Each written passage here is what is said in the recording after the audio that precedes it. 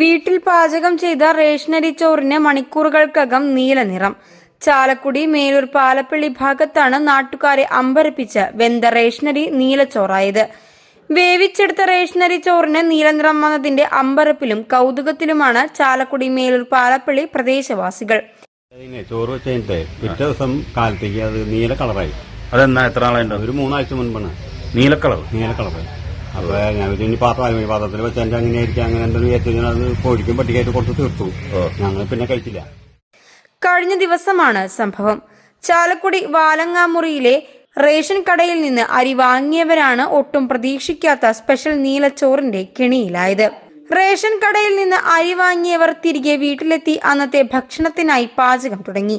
എന്നാൽ ഉച്ചയോടെ വേവിച്ചെടുത്ത റേഷനരി ചോറിന് മണിക്കൂറുകൾക്കകം സംഭവിച്ചത് നിറവ്യത്യാസം.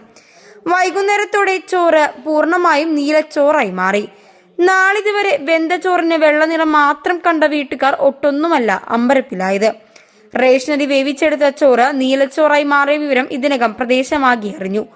വിവരമറിഞ്ഞ് സ്ഥലത്തെത്തിയ സിവിൽ സപ്ലൈസ് ഉദ്യോഗസ്ഥർ ബന്ധപ്പെട്ട റേഷനരി പരിശോധിക്കാനായി കൊണ്ടുപോയിരിക്കുകയാണ്. അതേസമയം വേവിച്ച റേഷനരി ചോറിന് നീലനിറം വന്നതിന്റെ കാരണം ഉടൻ അറിയാൻ കഴിയുമെന്നാണ് പ്രതീക്ഷിക്കുന്നത്.